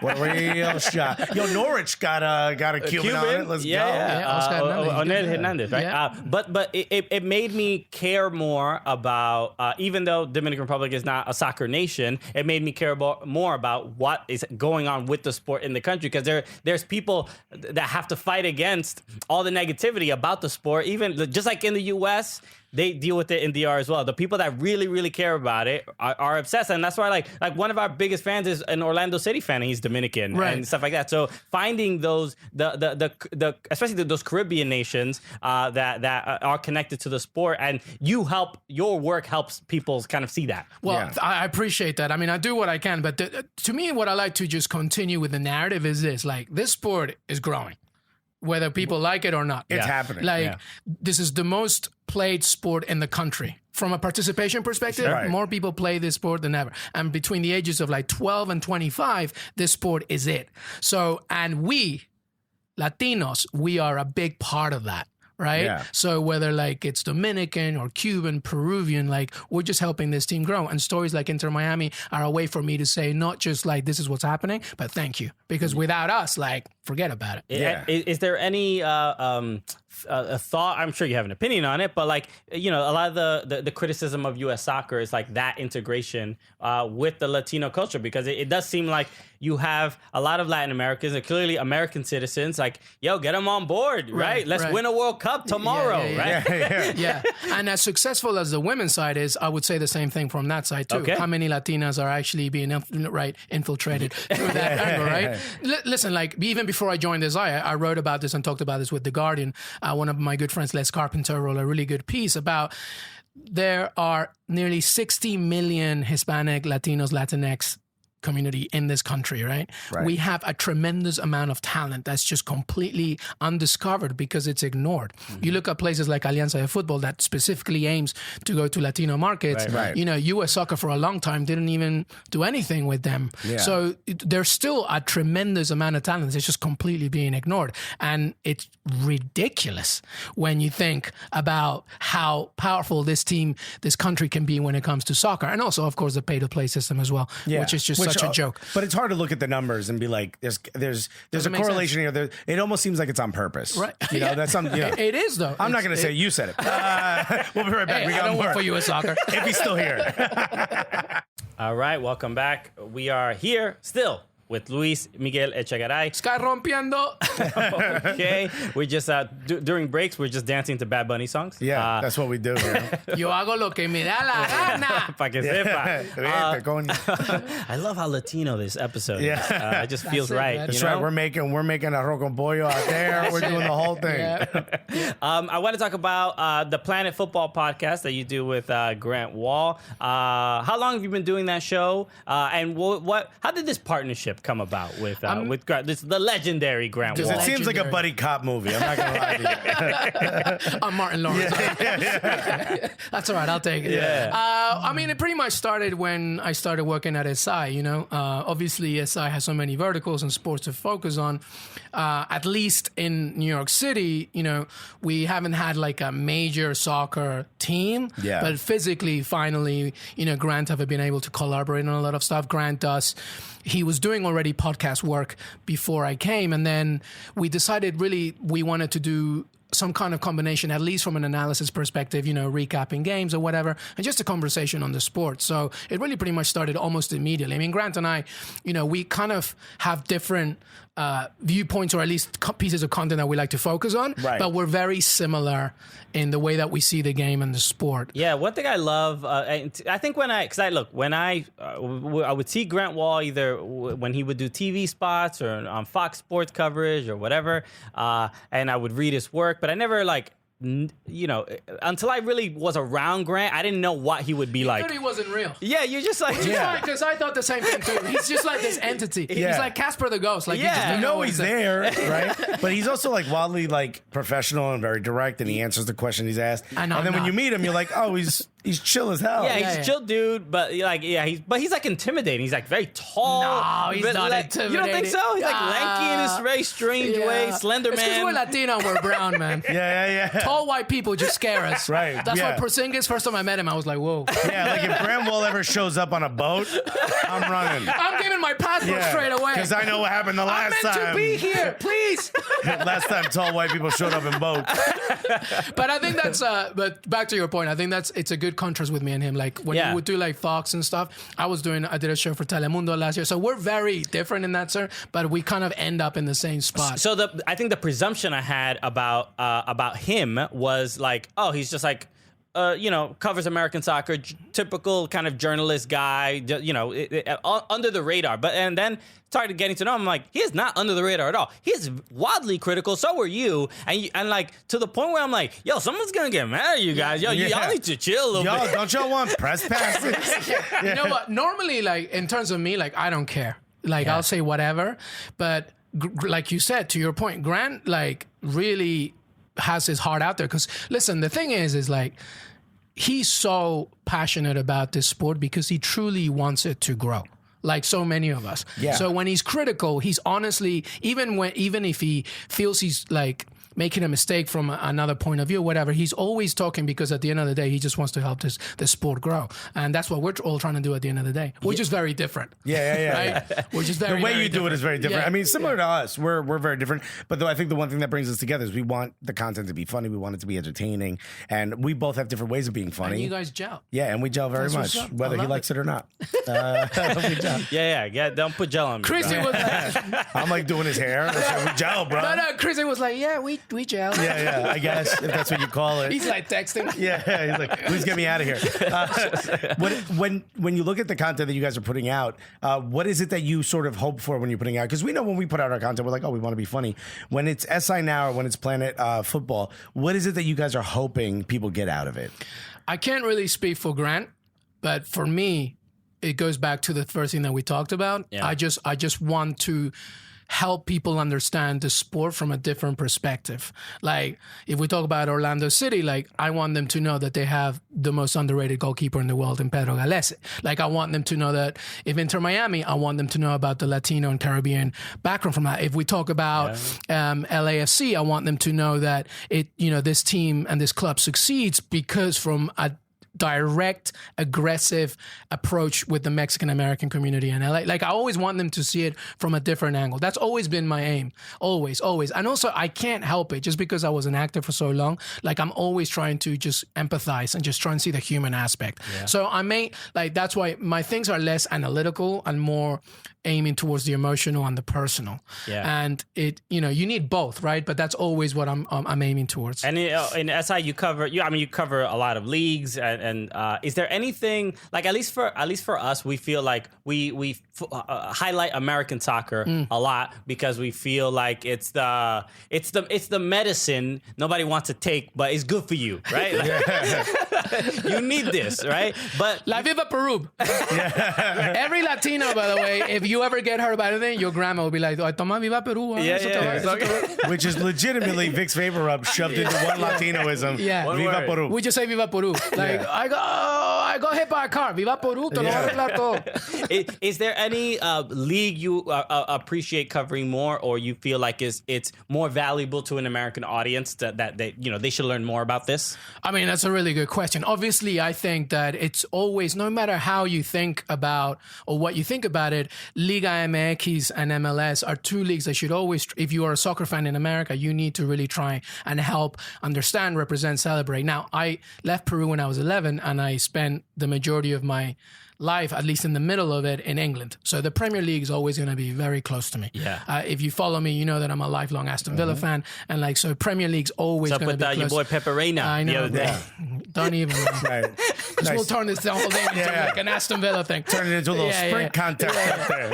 But the other thing is that I think that American soccer fans, and by that I mean every color, every race, whatever, should really like sometimes sit back and be like, man, we are so lucky that we can have access to so many games. The fact, like the Premier League, the way that it's covered here, NBC and Telemundo do a tremendous job. Yeah. And the same thing with the Bundesliga and Fox Deportes, Univision. We're so lucky with that. So I think, to answer your question, it's not so much about one league, but just appreciate the fact that whatever you want to choose, like you got it. Because that doesn't happen everywhere. No, like if you maybe use Fubo, you could have watched soccer essentially from 7 a.m. to like 2 a.m. Man, you did that Straight. so well. That segue was so good. You're going to get your bonus. right here. Oh, there's bonuses? I just got you in trouble. No, you didn't. You just got them in trouble. No, I got Fubo in trouble. Bonus. I know. We won't get out unless we get some In bonus. fact, let's take a break so I can find out about these bonuses. We'll be right back.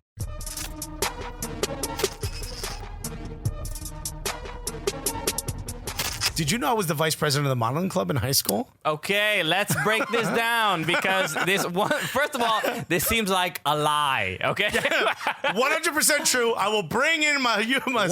Okay, what were you modeling exactly? What is day to day? What is a meeting like at the modeling club? Me and a bunch of hot ladies. Okay. And it was me and like two other boys. We were suggested that we join the modeling club because if they didn't have enough numbers, they wouldn't be able to do their show. So the girls were like, yo, it would be great if you joined. I was like, all right, let's do this. It was just me and a bunch of dope chicks. Yo, this is amazing. And then all of a sudden, they're like, who wants to run for vice president? I was like, yeah, I'll do that. And I won. I won the election. Okay, by like a landslide? First election I won. And I didn't even try to like finagle my way to the top. Okay, and so what were Here's your my favorite duties? part. Hold on. Okay. You know what the responsibilities are? The vice president of the modeling club? What? Not a goddamn thing. And honestly, I've never been more appropriately positioned for something in my entire life. Okay. And then you bought a bunch of clothes and you did a whole fashion show. And that's when a bunch of cops. My friend was looking for his special shoes that he was going to wear with his suit in his car, and the cops. A bunch of undercover cops like, they thought we were dealing drugs. And they looked through the whole thing. And my fat ass had to explain to this cop, no, sir, I'm a model. I almost got shot. I almost got beat and shot. Because I said, no, officer, like, I'm a model. And thank God I had the tickets to the model show. And the cop was so angry. He's like, hey, yo, Johnson, get over here. You'll never believe it. These kids are models. Yeah. And they're like, even the fat one? Apparently, he's the vice president.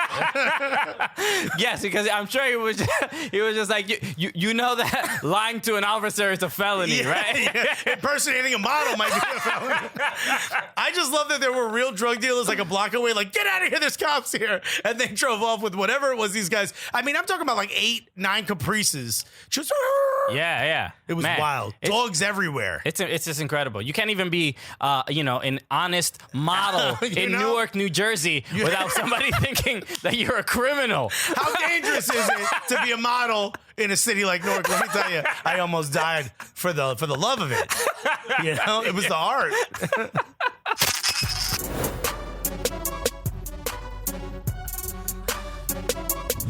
Okay. That's the clip you play when we have guests. I have a few things to say. That went from Zoolander to Miami Vice real quick. Again, Newark, New Jersey, baby. And my favorite part is that they just gave you VP. Who was president? Oh, it was a girl who had already been voted, but nobody wanted to be vice president. When you don't do nothing, it was perfect. Wow, what a winning ticket. Yeah. You should have seen at the fashion show where they were like, ladies and gentlemen, the vice president of the Modeling Club, Alexis Guerreros, and everyone expected a very tall blonde woman. Tell me you gave your blue steel, too. Oh, buddy. I like- walked in. I had my the biggest Anichi shirt you can find. Dude. I embarrassed myself and my family. You did that acting. day. Did you do any modeling as well? I have a similar story to it, which was just as embarrassing. I didn't get VP or anything like that, but Okay. it was in college, and we had like a fashion show for charity or whatever, and they were just like, man, we got every race, but we know that. Yeah. And I was like, yeah, okay. You're just like eating, and they're like, I was huh? like, no, I was putting Viv up. Amazing. All right, so let's get back to soccer and, less... Yes, please, let's get back to soccer. A little less sartorial. You have interviewed a lot of players. The luxury of working with Sports Illustrated is that, people answer your calls. You know, like in a way they didn't for Cooligans. Well, sometimes I have to pretend my name's Grant Wall. Hello, I'm Grant Wall. Hey man, whatever it takes, you know. I'm gonna start doing that. What's up, it's Grant Wall? Yeah, just For the Cooligans. we don't believe you. You look like the VP of the modeling club. Yeah. I'm beautiful. Are there any players that have stood out, interviews or players that you've met that you're like, I cannot believe I'm even doing this right now? I know a couple.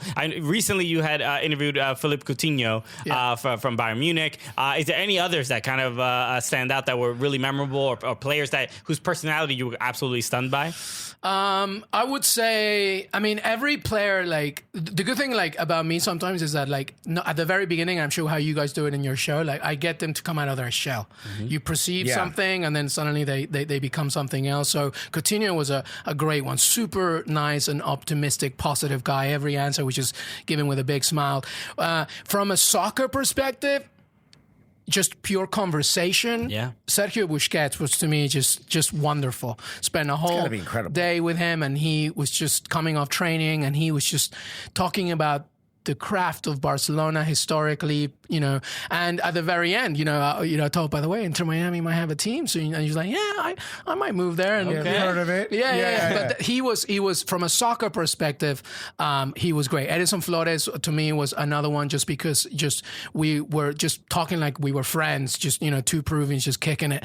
But again, going back to the point about, female players, they're just the most fun. I mean, and they're so on it. They're so on their game. I mean, she's no longer playing anymore, but Leslie Osborne to me is always going to be somebody that's just so great. But also Alex Morgan was super good on our show. Mm-hmm. She just knew exactly what she wanted to say and how to say it. So those are some. I think that if there's one person that I think people need to understand just how funny this person is Jonathan Dos Santos. People need to know that he's very funny. Didn't expect that. Yeah, he's very, very funny. It's just that going back to our point about sometimes you're molded into saying one way or another. Right. He is a really funny guy. And if you just kick it with him in Spanish and just like whatever, it'll just be hilarious. And that clearly helps too, especially, I mean, as comedians, we're always trying to find connect on humor, right? With soccer players. And we talk to a lot of soccer players and we just say, have you ever met a comedian? They're like, no, I've never met one. No. You know? So why would they be allowed in the same room? Yeah, exactly. Yeah. So when you are connecting with a player for an interview, is it a balance between geeking out about like soccer specific things and also like them on a personal level? Because obviously talking to a player like Sergio Busquets, you want to like, how do you're like a mastermind of the game, and like, do you pick their brain in that particular way? And also, because you have a certain time, right? You have to be very smart about the time. Yeah. And that is the biggest obstacle that I personally have had with SI, where I come from a place like you, like I want to bring the humor out. I want to empathize with the person, but I have a really good editor, an Avi creditor who really helps me just be like, let's focus on what the story needs to be about. And then you can so it can be harder when you're not face to face or whatever, but Sergio Busquets, this is a tip for any writer or reporter. What I do is at the very beginning, before I even start talking about whatever, because one of the biggest problems with journalists and reporters is that they want to get straight into the story. They go right to business. You got to humanize. You got to make them feel comfortable. Foreplay, so to speak. Absolutely. Get in there. Swim around a little bit. Test the water. Una chelita, some wine. Let the candle burn a little bit. Put some Miguel in the background. Right? You're good to go. And then it might take you another way. I don't know. Yeah. But that's what I like to do. I start with a joke or even just talk about them from a personal basis. Like if Edison Flores, for example, luckily we spent the whole afternoon with him at Audi Field, but I wanted him to feel comfortable because also a lot of the players that I talk to, 99% are Spanish speakers. So, they might be surrounded by non-Spanish speakers. So I want them to feel comfortable. And usually what I do is I just talk about, if they had just moved there, like how was the move and everything. So it just helps them settle a little bit. Still here with Luis Miguel Echegaray of Sports Illustrated. We're like the new Menudo. Okay. Making a Menudo 2.0, maybe, or maybe 8.0. Yeah, at this point, yeah. I follow you on Twitter, and I know you're an Aston Villa fan. You had mentioned before. I think it was like every time I see Aston Villa fans, I'm like, why? How did that happen? How did that happen, right? And We everywhere, baby. so it is. So it's interesting to know why. Obviously, you live there. What I watched Villa since they made it back into the Premier League. How are your feelings about the team now? Because obviously they're battling, possibly getting relegated again. Aston Villa, to my knowledge, I'm not a huge, I'm not a Villa historian, but a legendary club was, in the Premier League for a long time, plenty of years, always pretty successful. How are you feeling about their season so far? Cristiano, let me educate you on Aston Villa. It's the first English team to win a European competition, Absolutely. right? There's only one of many English clubs that have won the Champions League, aka the European Cup, and Aston Villa is one of them. Man City never did that. Yeah. Arsenal never did that. Okay. Aston Villa did that. Everton also didn't do that. Throw him under the bus. I will also remind everybody, Everton definitely did not do that. What happened this past weekend, though, man? Oh, boy. No, listen. I mean, we have to be realistic. This is hard right now. Even in a situation right now where I see it's 8 teams fighting for relegation, is what I've been saying at SI for a while. And you can see it. I mean, all the way from even, I don't think Everton's in it, but you can see it. If you're in the 30s right now, you're fighting for it. The problem with Villa is that we had to get rid of about 60% of our squad going into the Premier League this season. And so we had to spend a lot. So it's been a lot about gelling a new team that also accustoms itself to the Premier League. And we also lost 2 key components. Tom Heaton, one of the best goalkeepers in England, got injured. John McGinn, super John McGinn, Scottish midfielder, he got hurt. So it's been tough. I still don't say never because we still have a game in hand, and if we win that, we're out of it. Mm-hmm. But the way that we're playing, especially after what we saw against Leicester City, I know that there's still a few games to be played, but I'm cautiously optimistic. Right. What's the reaction going to be to such a big loss? That's you want to see how they react. Yeah. That's what you want to see. Yeah, and as an Arsenal fan, we haven't lost since Arteta. So everybody's a freaking Arsenal fan. I'm a fan. I am very much a fan of Jack Grealish. He is super Jack, incredibly impressive, and the most popular haircut in England right now. Right? Man. He's got some flowing hair. Yeah. Have you seen his calf muscles? Also, the shorts are wild tight. This guy knows what he's doing. You need to see these calf muscles, man. It's like Adama Traore in each one. Yeah, okay. I'm telling you. It's just a thick old calf. I know.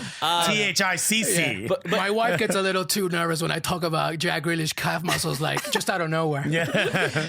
But it seems like he is a player that is always spoken about like he's going to be leaving very soon. He's the biggest chip you have right now for sure. Yeah, listen, I mean, I could go on, and any Villa fan could go on and about Jack Grealish. He's been there since he was a kid. He's Villa through and through. So we're very proud of him just because he's an academy product.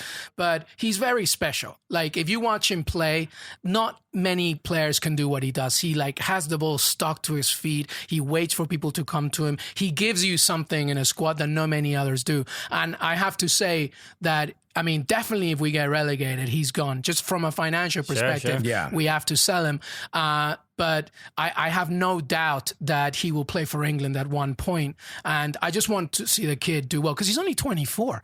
And he's still he was in the same team that Gordas relegated last time. That's how long he's been playing. Right. So it's amazing. He hasn't even reached his peak. So, we have to be realistic as Villa fans. That definitely if we get relegated, we have to sell him. Wasn't he the one that got, in the championship, got attacked by a fan? He got punched. He got punched. In fact, it was just over a year ago exactly when that happened. He got punched and then scores the winner. And against our bitter rivals, Birmingham City. That's right. So, all right, cool. A lot of history. Super Jack. You got Peru behind you, baby. All right, we did it again. I mean, we're amazing at this point. Amazing. Yeah. This trio, unstoppable. Amazing. That's right. The only thing that could stop us is an early call time. On pizza. Yeah. That'll certainly stop me in my tracks. Luis, thank you again for joining us. We really, really appreciate it. Absolute honor, man. No, I appreciate you guys. And like I said before, what you guys are doing is amazing. And I'm just championing you and cheerleading for you all the way. Great. We're doing the same for you, man. Okay, very, very sweet. All right, I'm gonna cry on television. Right? He's the dad I never had, even though I think he's a year younger than me. No, porque yo no te voy a dar nada. Hey, just like my dad. Please don't do that. So make sure you follow us at Soccer Cooligans. Make sure you follow at Football Sports. Subscribe to the YouTube channels if you'd like to watch clips and full episodes. Planet Football Podcast. Leave a 5-star review on our show, not his. Exactly. So for Luis Miguel Echegaray, my name is Christian Polanco. I'm Alexis Guerrero. So together, what are we? The Cooligans!